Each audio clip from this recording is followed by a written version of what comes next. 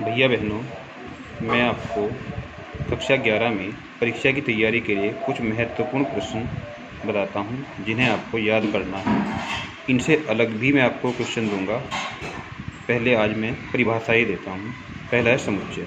समुच्चय की परिभाषा आपको याद करनी है। जैसे मैं आपको बताता हूं, समुच्चय क्या है। समुच्चय की परिभाषा है वस्तुओं के सुपरिभाषित संग्रह को समुच्चय कहते हैं। समुच्चय को अंग्रेजी वर्णमाला के बड़े अक्षरों से प्रदर्शित किया जाता है तथा उसके जो अवयव हैं उन्हें अंग्रेजी वर्णमाला के छोटे अक्षरों से प्रदर्शित किया जाता है। समुच्चय को निरूपित करने की विधियाँ। समुच्चय को निरूपित करने की दो विधियाँ हैं। पहली है समुच्चय निर्माण विधि, दूसरी है सारणीयन विधि। तीसरी है कार्डिनल संख्या।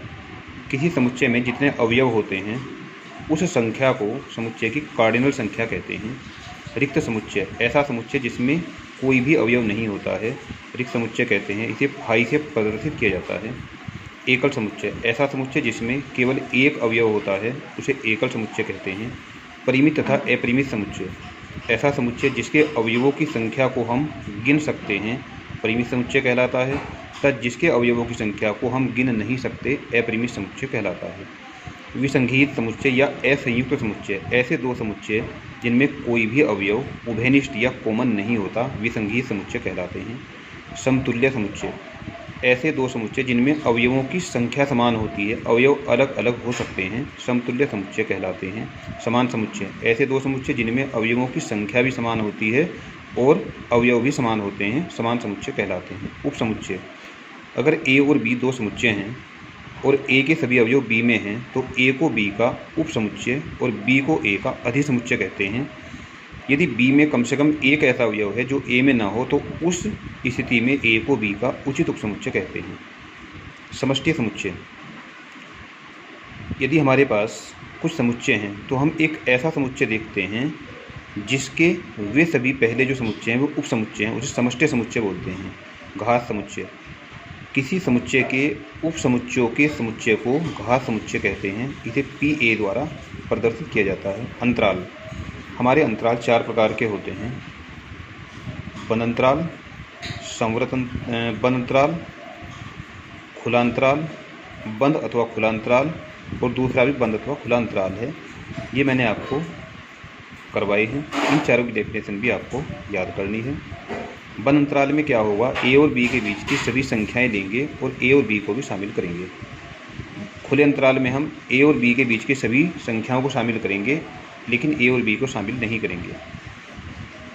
आधे खुले आधे बंद में क्या होगा, ए को शामिल करते हैं, बी को शामिल नहीं करेंगे। एक में बी को शामिल करते हैं, ए को शामिल नहीं करेंगे, लेकिन इनके बीच की संख्याओं को शामिल करेंगे।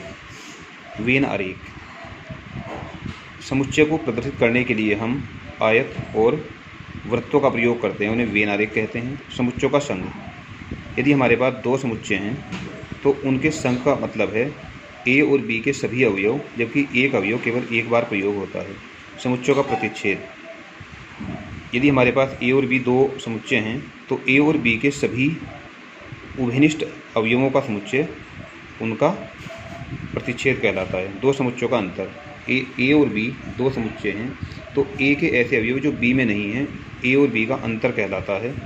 दो समुच्चयों का संवित अंतर, यदि ए और बी दो समुच्चय हैं तो ए माइनस बी और बी माइनस ए के यूनियन को ए और बी का संवित अंतर कहते हैं। पूरक संचय, यदि ए कोई समुच्चय है तो पूरक संचय को ए डैश द्वारा प्रदर्शित किया जाता है। ए डैश बराबर यू माइनस ए। डिमोर्गन के नियम, ए इंटरसेक्शन बी का होल डैश बराबर ए डैश यूनियन बी डैश और ए यूनियन बी का होल डैश बराबर ए डैश इंटरसेक्शन बी डैश। आज इतना ही करेंगे। ये सभी डेफिनेशन आपको अपनी